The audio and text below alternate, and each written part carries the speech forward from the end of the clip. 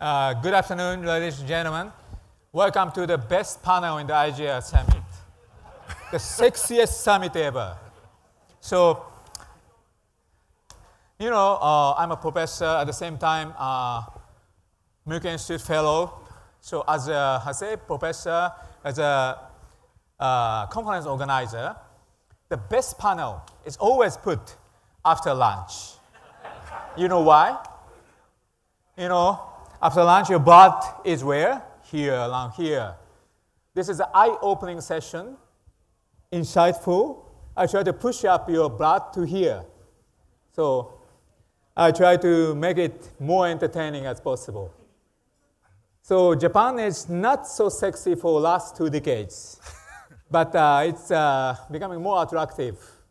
Last 2 years since Prime Minister Abe came into the power again, and he's in a good shape, but he's now stuck a little bit to the national security issues.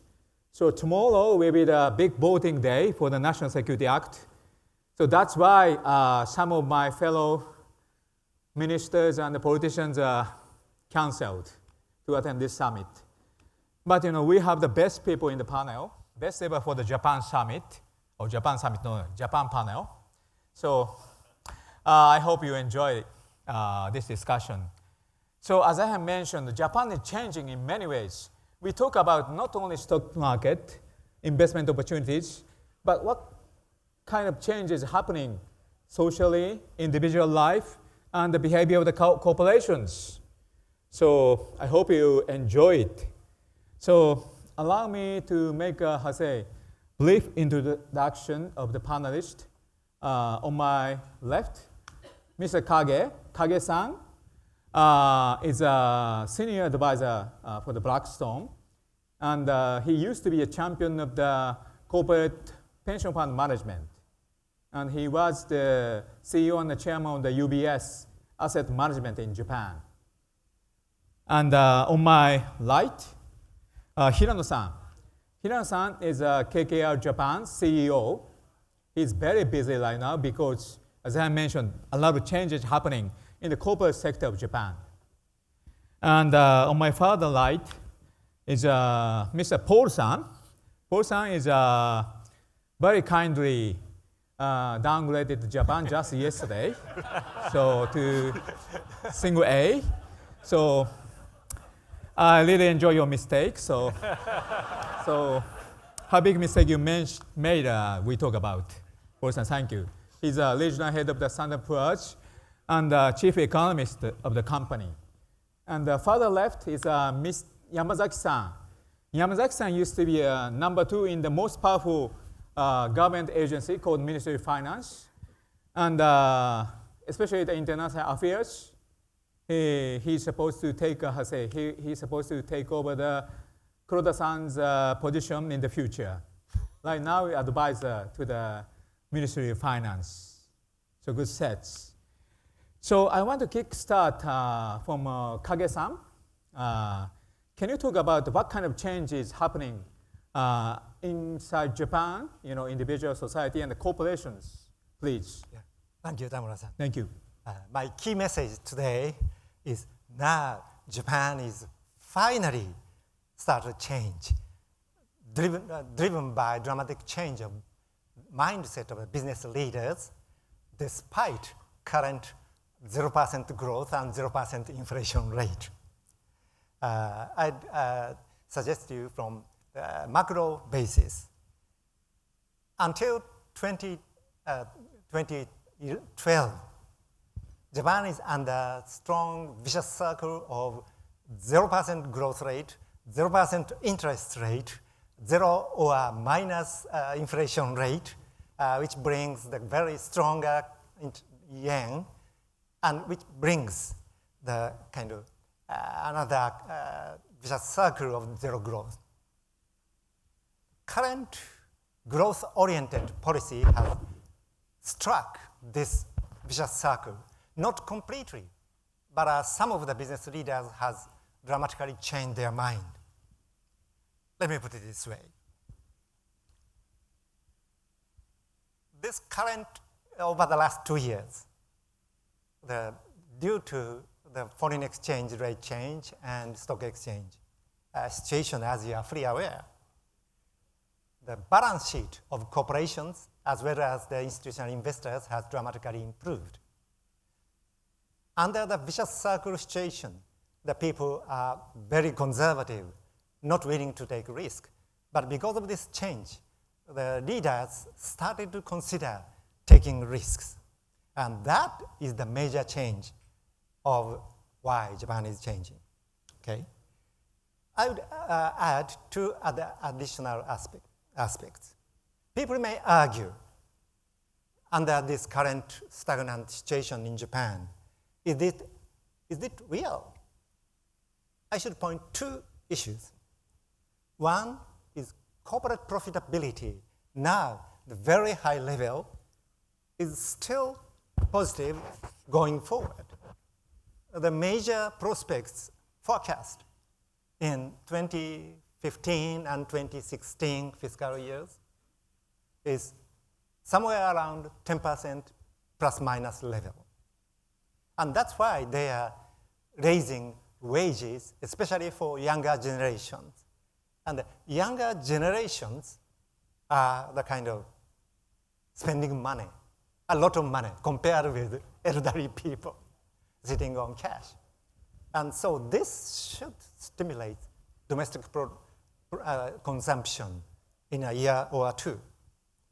And which also, that's the second point, is very tight labor market. Can you imagine the current unemployment rate in Japan? Anybody can tell? It's 3.3%, which is the strong driver for raising wages, as I suggested.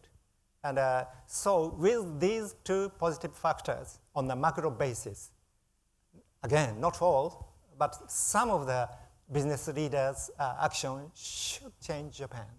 Okay. Thank you. Allow me, I forgot one thing. Allow me to introduce myself because you are staring at me very what this funny-looking guy is. So I'm Kotaro Tamura. I'm an American Asia Fellow and a professor at the National University of Singapore, Lee Kuan Yew School of Public Policy. And most importantly, I used to be a politician, upper house member, senator, 2-term, and parliament secretary, a vice minister for cabinet office in charge of fiscal and economic policy making under the Abe first administration, founding member of the Abenomics, you can say. So is that convincing enough? Even though my dress is shiny, but yes, thank you. So Hirano-san, I want to ask you about, many people talking about the Japanese stock move up because of not only because of the, government intervention or GPIF or Japan Post, BOJ, but corporate governance itself is improving. You are KKR and you are in the middle of a lot of corporate activities. Do you feel the corporate governance is really improving in Japan? Well, thank you, Tamura-san. And as Kage-san is from Blackstone, I'm from KKR. I always have to challenge Blackstone people. And so let me start with, Kage-san mentioned the Japanese unemployment rate is so low, 3.3%. And I guess why you think that's so low? And we think there are too many unemployed people inside the company.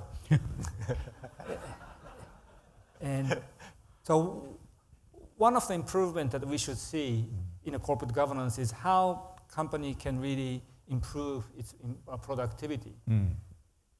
KKR has been in Japan since 2006 and have a very frustrating years. And now we have seen the trend to become cautiously optimistic. Maybe you have heard this terminology so many times talking about Japan, but I would say it again that we, from micro level, seeing the Japanese companies, I think we cannot be too optimistic, but we see as a phenomenon some of the changes being happening in the corporate sector. And that is, like Tamura-san says, that we see more enhancement of the corporate governance. I think there are three challenges that we are facing in Japan when in a Japanese corporates. One is among other stakeholders, like a labor union, employees, customers, suppliers, or the senior loan banks, the equity owners or the shareholders were not treated as an important stakeholders. So that was the challenge we're facing in the Japanese companies. And two, the Japanese management was slow in making decisions or like to postpone the hard decisions, which is like decide what is your core business, what is your non-core, and should I divest or carve out the non-core businesses or close down factories and things like that. And thirdly, because of this lifetime employment and the people who are much more kind of risk adverse than trying to take for upside potential. And I think those three things have not changed dramatically yet, but the recent movement in some of the enforcement by the government of having a stronger corporate governance, making some structure in the board to have more outside board members, have a nomination committee from outside, all these things are trying to push companies, CEOs under pressure, how they can improve their ROEs, and at the end of the day, that would see more improvement in corporate governance. So maybe recently, big news in the M&A, merger negotiations, relating to Asian companies. Can you name one of that? Very impressive, very impactful globally. Financial Times taking over by Nikkei. Is that amazing? Very domestic, Japanese-only newspaper buying Financial Times. It's a big challenge. So now Japanese CEO is showing the guts to go global. So you too are kicking the ass of the CEOs. So that's great. More merger negotiations happening. Maybe you touch upon later. So, Paul-san, finally. Right. Yes. Well, I'm supposed to explain a mistake, but I think I'm going to explain my fashion mistake first because this morning I was thinking, dark blue suit, dark gray suit, or dark brown suit, and I chose the dark brown suit, and obviously I'm very far away from the fashion requirements of this particular. Next time I give you a super discount. So, okay. I'm assuming everyone heard the news and that S&P lowered the rating, sovereign rating on Japan. Yesterday, but one of the negative factors was the slow recovery and the very modest progress on whipping deflation. So let me talk about that. That's macroeconomics. That's my area. We kind of like Mr. Kuroda's instincts at the BOJ, but he has a very tough job. We're trying to exit 2 decades of very entrenched deflation expectations, and this is kind of a trap. It's very difficult to get out of, and there are really 2 headwinds facing Mr. Kuroda in achieving this. One is, I would call, premature fiscal consolidation, and the other one's demographic. I think we know about the consumption tax rise. Last year, we were starting to get a bit of momentum. Inflation expectations were rising. The economy was starting to pick up, and then we get hit by a consumption tax rise, and we went back to go and started again, and now we're starting to build a bit of momentum after a bad Q2, and looks like inflation's starting to pick up. Maybe a little bit of wage pressure, but we're going to get hit by another consumption tax rise in 2017. So those of you who have seen the movie Groundhog Day, the main character, Bill Murray, gets up every morning and he faces exactly the same problem, which in Japan would be low inflation and low growth, and we have to get out of the deflation trap. So we're hoping we can get enough momentum in 2017 to get through the next rise of the consumption tax. And I think the other one, which is demographics, which is a little bit challenging as well, because there's 2 parts to this story. One is the low fertility rate in Japan, and the other one is the almost non-existent immigration. So this means the labor force is shrinking. It means the potential growth rate of the economy is very low. Success in Japan is going to be to try to get 3% nominal GDP growth.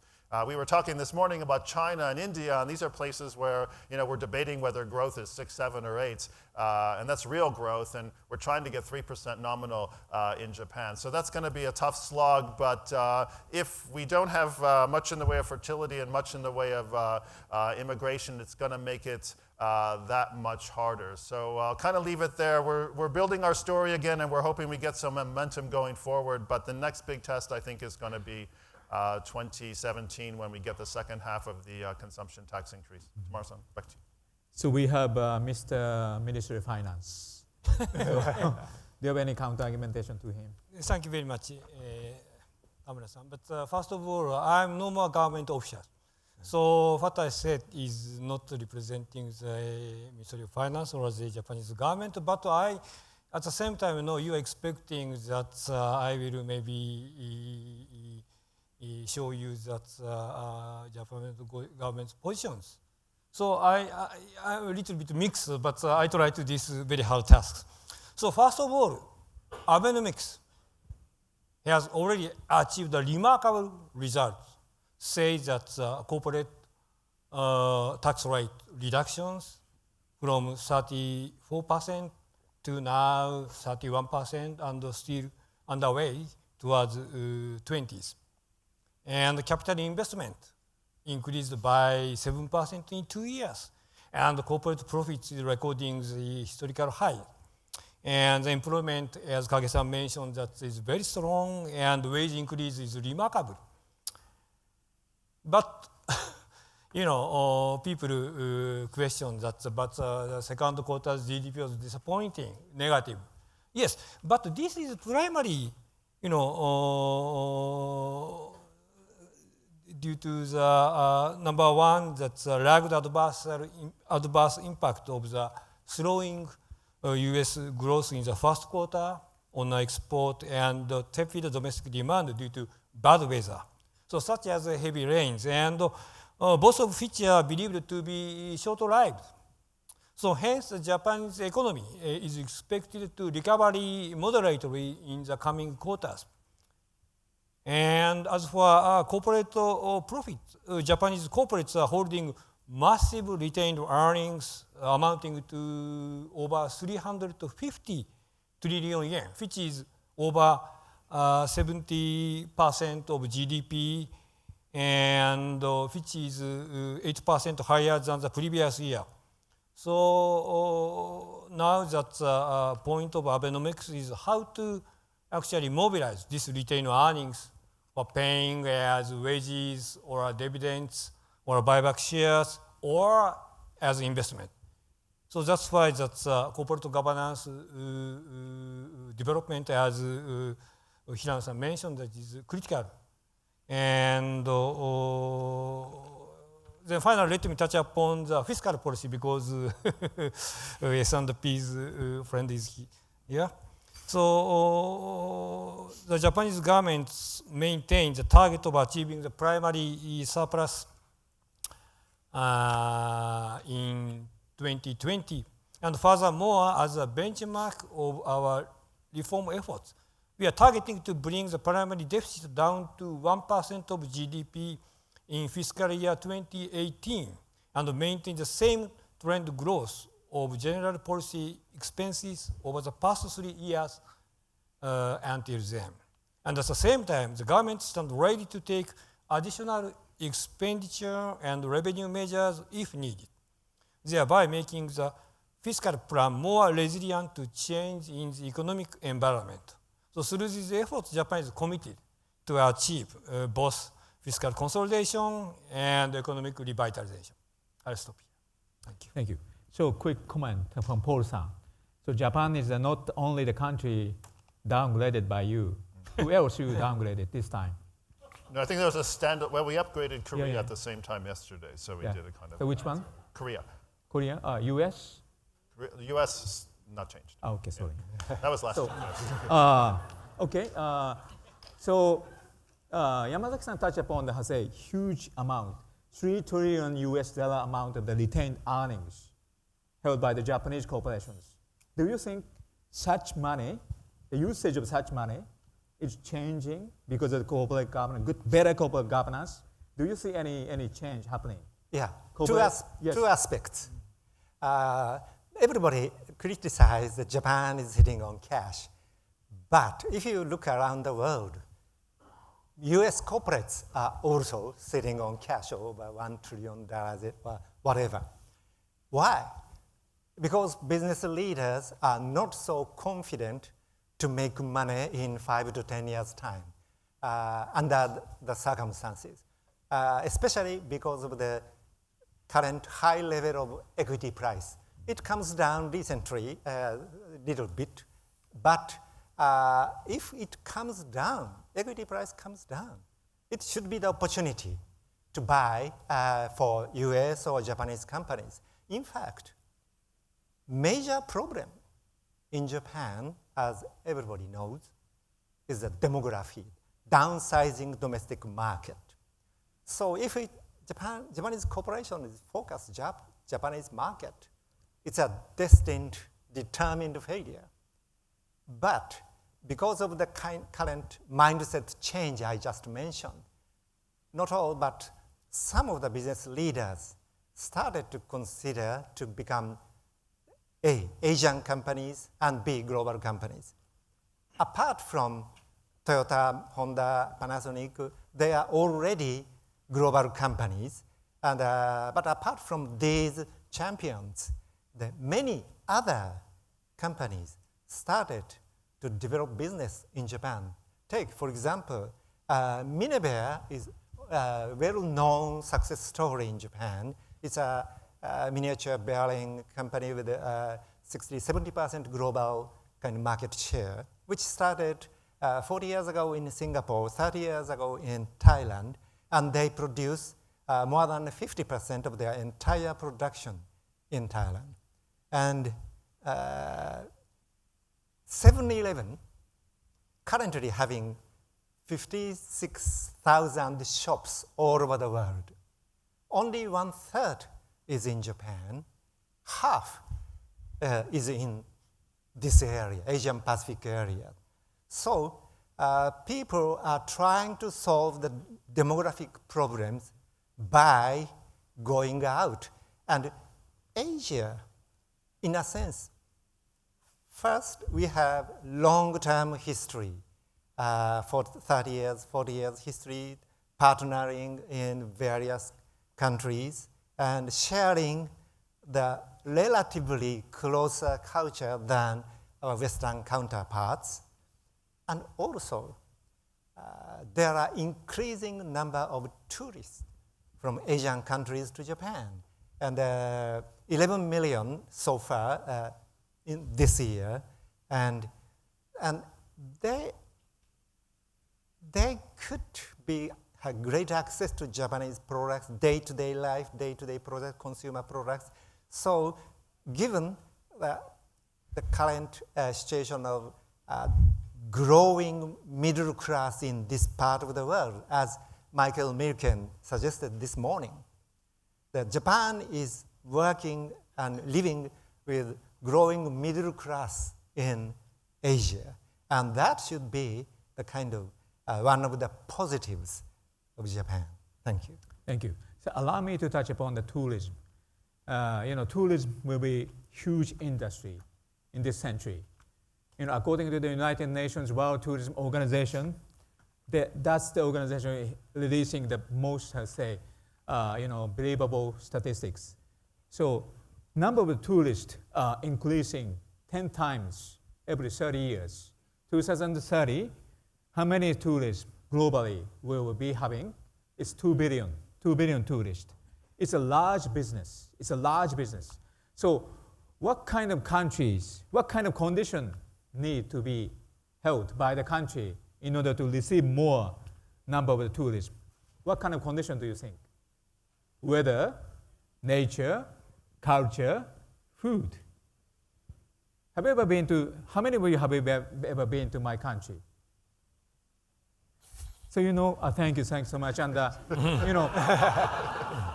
I'm surprised by the statistics. 10% of the Singaporeans keep visiting to my country every year. 10%. Isn't that amazing? So that we have everything. That's poor. But we are not serious because our economy is so big. But as he has mentioned, maybe we will be having more than 20 million tourists this year. So our target for the 2020, when we host the Summer Olympic again in Tokyo, our target is 60 million tourists. that is as big as Spain is now currently receiving.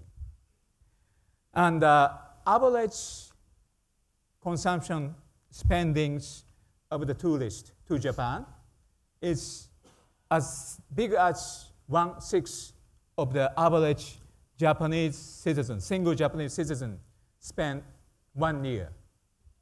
So that means 60 million receiving means 10 million population growth, isn't it?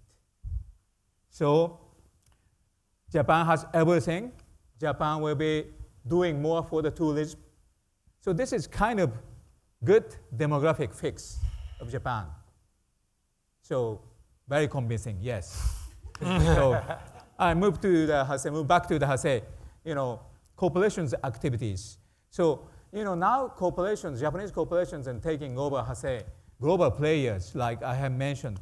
He has mentioned in Minebea, I mentioned Nikkei take over the Financial Times, and many of those activities are supported by either Blackstone or KKR. So many, many examples. And 30 years ago, we did the same things. Mitsubishi take over the Rockefeller Center, and Sony bought the Columbia Pictures.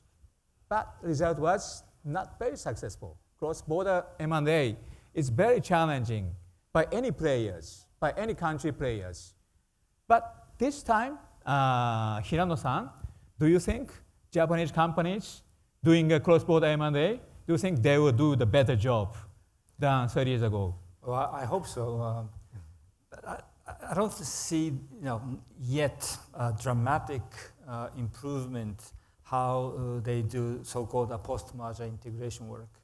I think we have 2 good reasons for Japanese companies to further improve. One is Japanese companies has never been governed from their point of view as a corporate governance, so they don't know how to control the company because they don't know what the equity owners has been demanding to you, and you cannot do vice versa.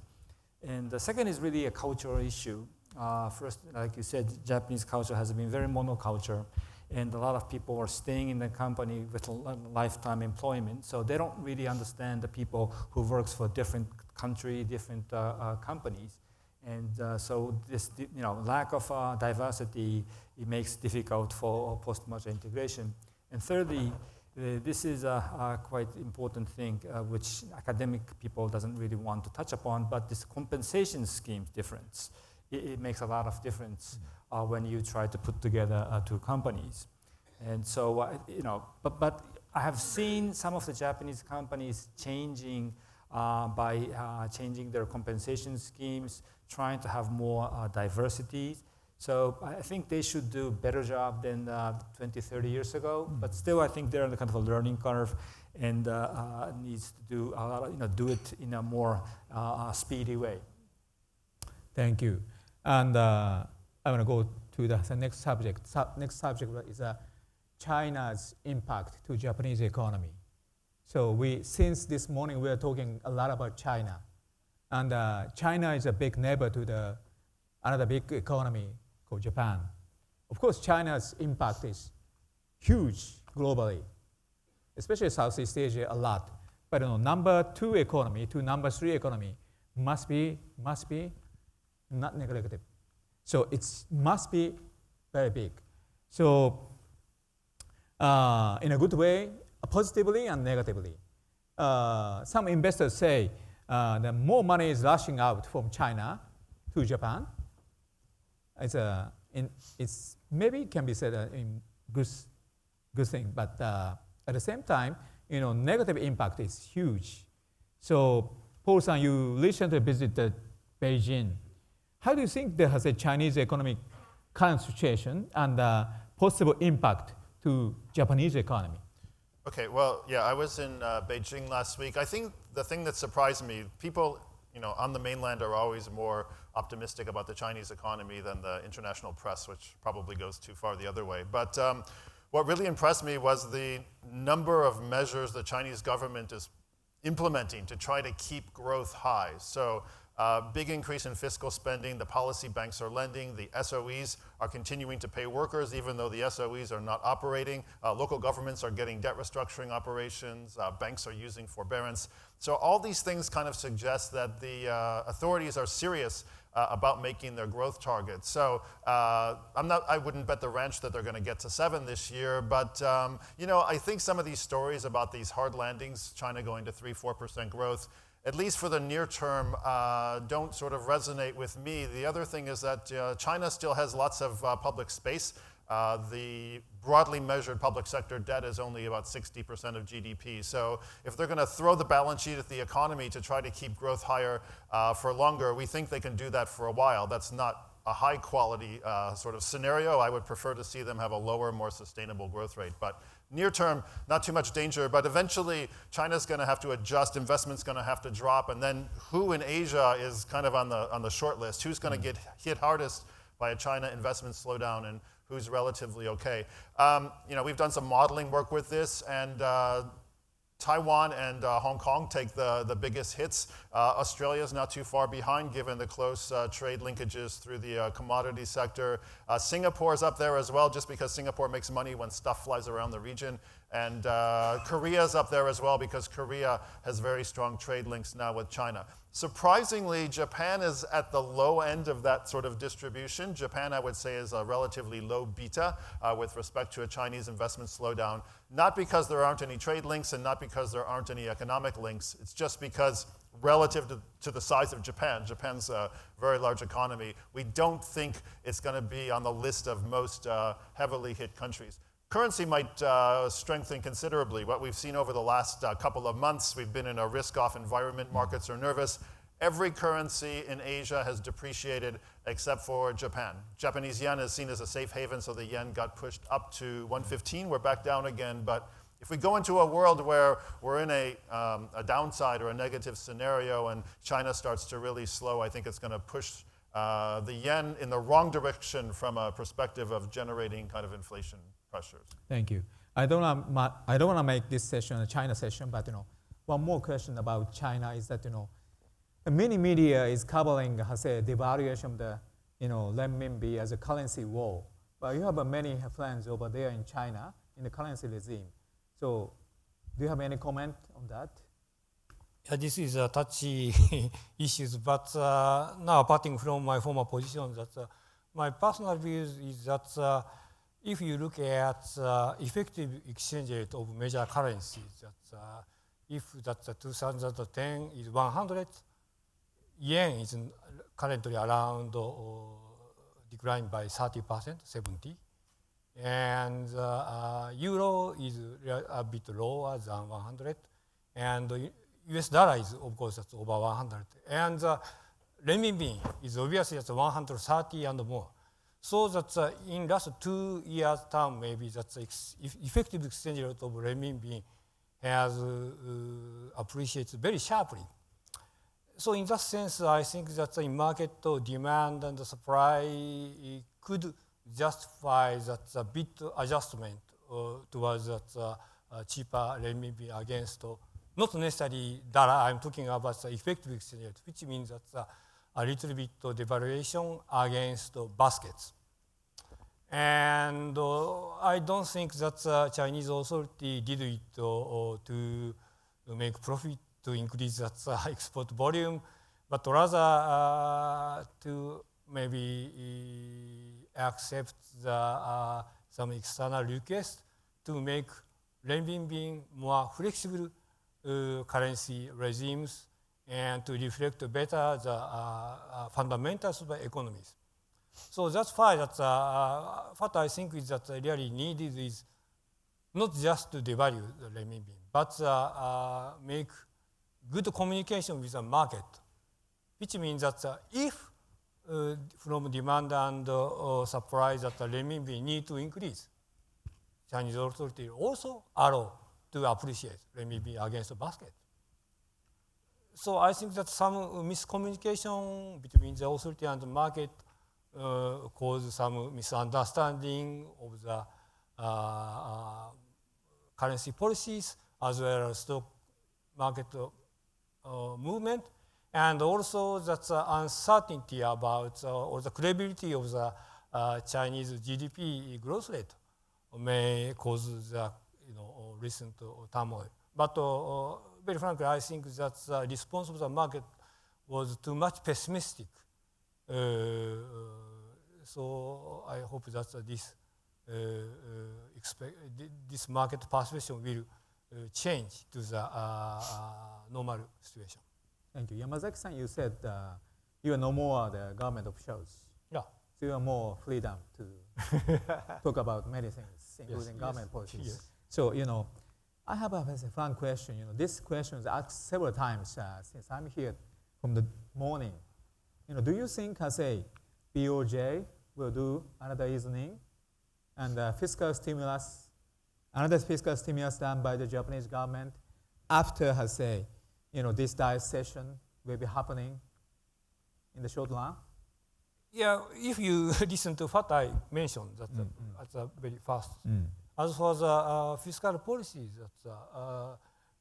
if needed, I said that if needed, the Japanese government will take appropriate measures. And so what we are doing now is closely monitoring the development of the growth. And it's same for BOJ, I think. Of course, as a BOJ independent body, it is impossible for outsiders that refer to it. But as Kuro-san says, that they are closely watching the development of the CPI or other factors. And they remain committed to achieve the target by next year. So that's why. If it's needed, I guess they don't hesitate to do. Great answer. Thank you. So we try to get down to the main part of this discussion, Abenomics. Abenomics is, categorized into 3 arrows.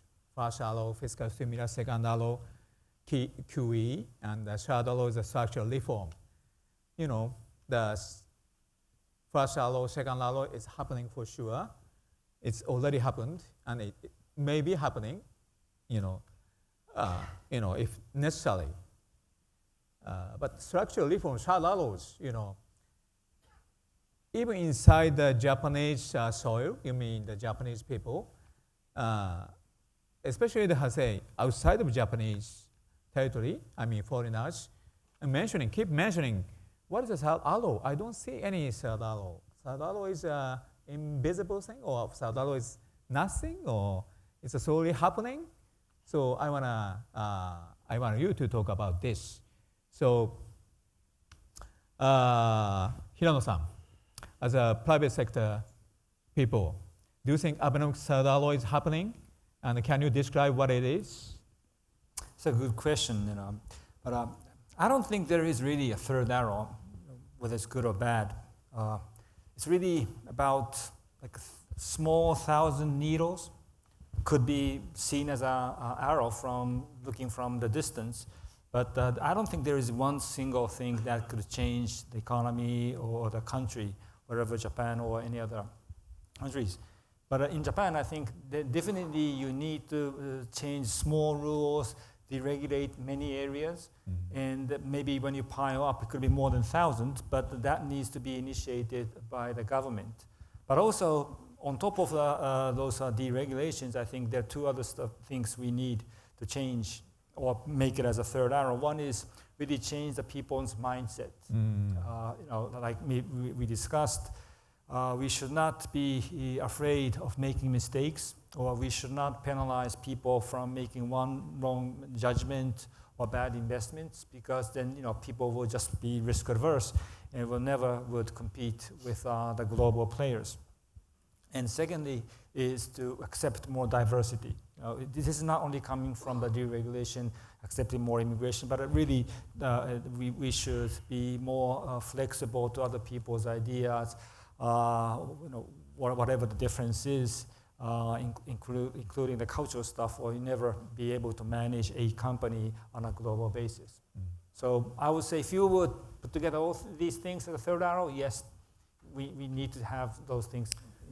Thank you, yes. As to the deregulation, you told me 1,000, among 1,000. Can you name any one deregulation? It's not happening, but it's supposed to happen.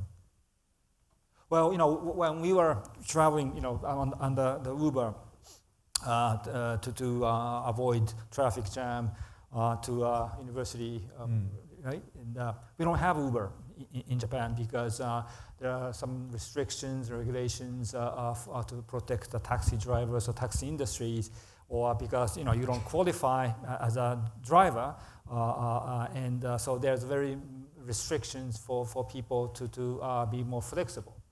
And so you told me one, so this is one. Okay. Okay, thank you. Yeah. So, as foreign professionals, what should be the third law, and what should be happening? You mean with regard to the third arrow? Oh.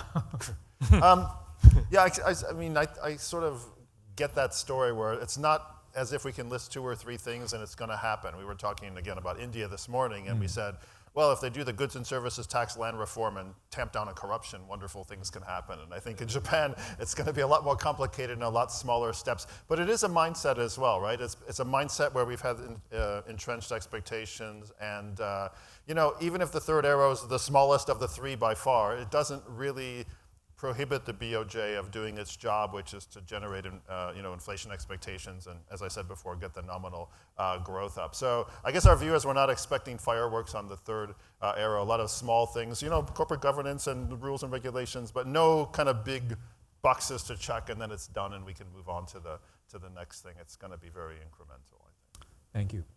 Kage-san, any comment? I guess the third arrow discussion is quite confusing and misleading. In that I mean, the first and second arrow is monetary and fiscal and policy, which government has the hands-on tools to do it. But the third arrow essentially encouraging the activities of the private sector. Government doesn't have the hands-on tools. And, but a government probably made it politically a bit big issues, and the market and media take it too big. So I believe too much expectation for third arrow is the kind of problem. And probably one thing, as Hirano-san suggested, is the key factor government can do themselves is deregulation. Deregulation prevailing all over Japan. And so again, as he suggested, it's not single big issues. But so we expect the government continued the effort to deregulation. But in the meantime, the private sector companies are trying to get rid of that kind of a burden going outside of Japan, where there are much bigger potential of growth. Yamazaki-san, they are talking about deregulation. You used to be a champion of the regulation, the most powerful ministry in government of Japan. So you're... No, I used to be the champion of the deregulation. Okay. Yeah, foreign exchange totally deregulated. Yes. But anyway, that as for the third arrow, say that if we bring back that tourism, the expansion of inbound tourism is the remarkable result of third arrow, which means that deregulation, we relax the visa requirement for all ASEAN countries plus China or Brazil. And also we expanded the tax exemption items, including the cosmetics or alcohol, which triggered this explosion of the purchases. And also say that maybe we are not so good at appealing that remarkable results. Say we repeatedly explain about the structural reform in agriculture sector, which was very much difficult. But last month, 28th of August, the Diet passed a bill that amends the current agricultural cooperative system, which may be not easy for a foreigner, even for Japanese, to understand what is really happening. But this change, each local cooperative or a farmer will give much flexibility in their management and operation, which is expected to improve the agricultural sector's income. And moreover, the new bill promotes optimal use of farmland as well as encourage entrance of newcomers.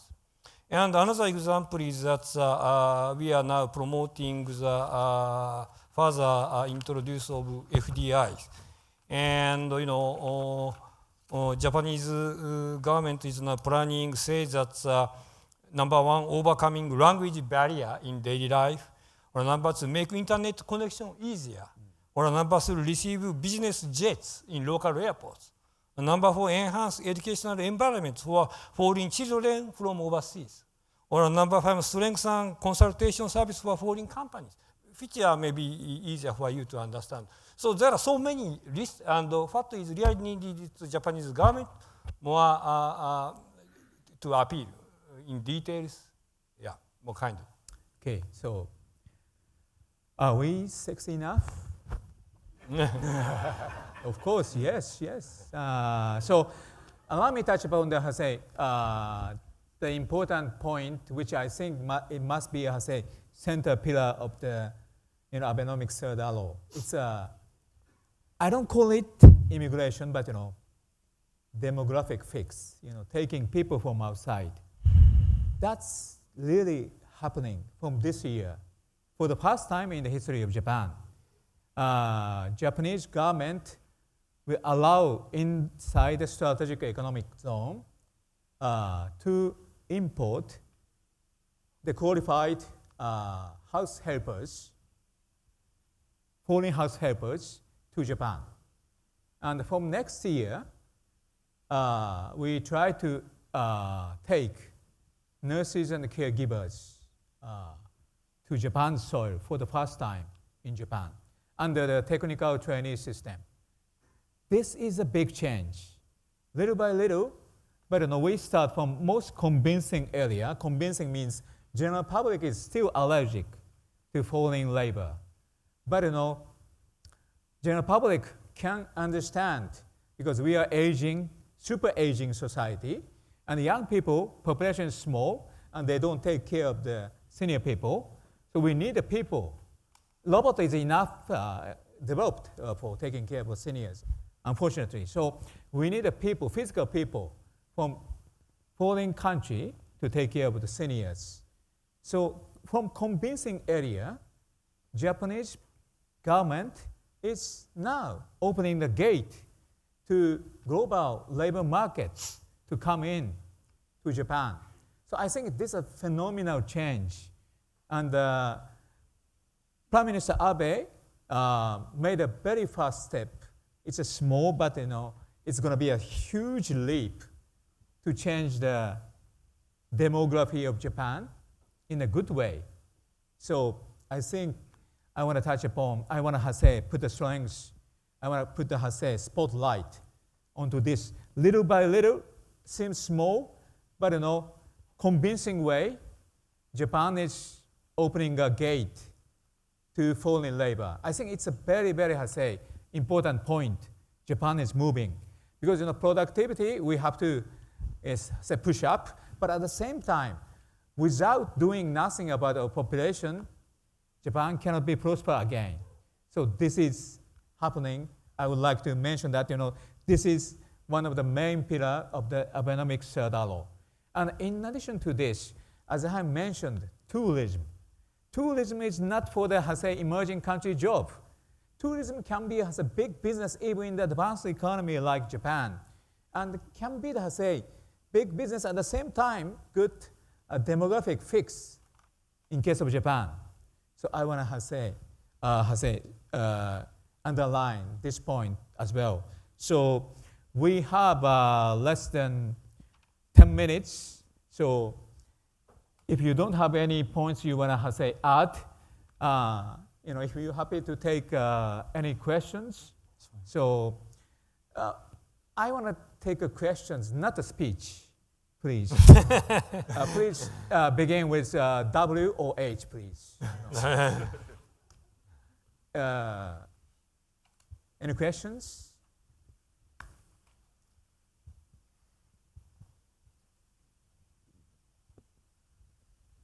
My name is Vuk Jeremic, former president of the UN General Assembly.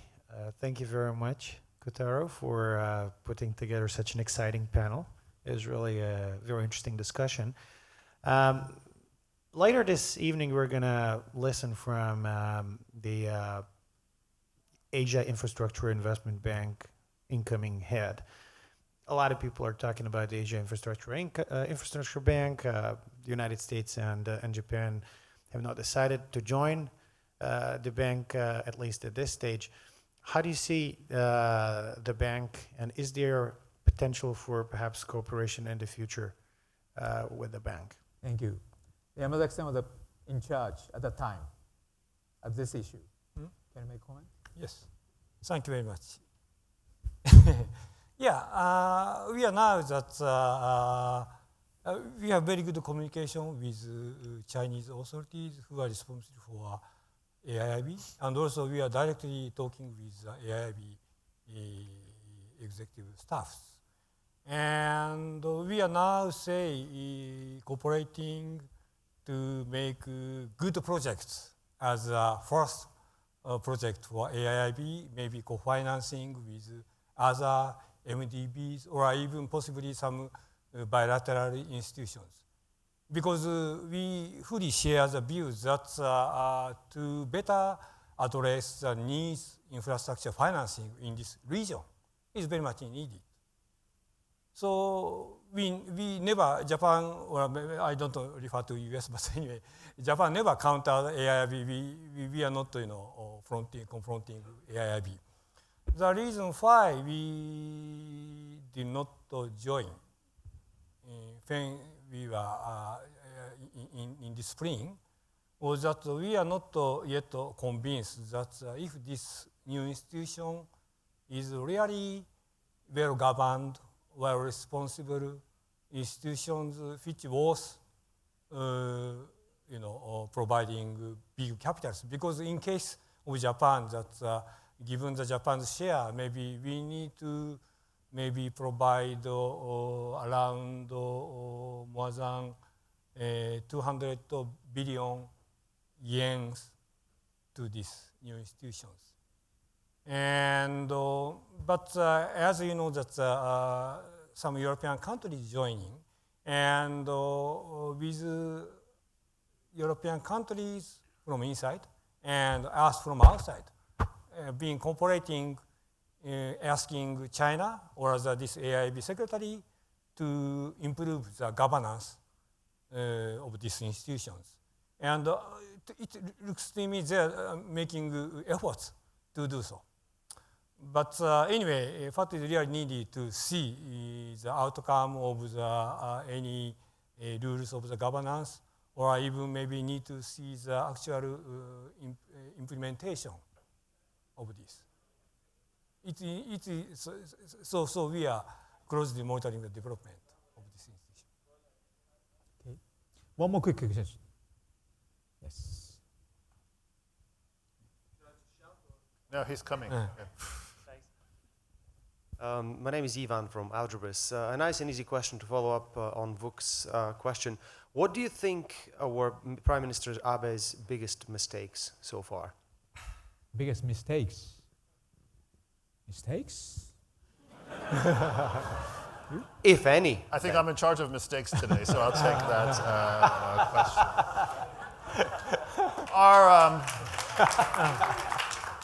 I paid these S&P guys to clap right there.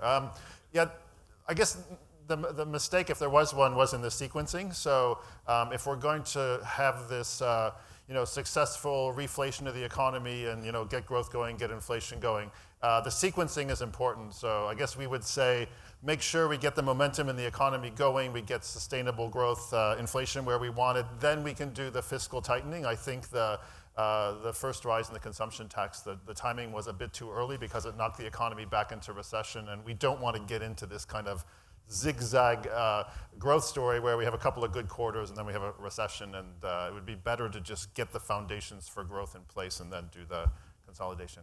Is that okay? Yeah. Okay. So time is running out.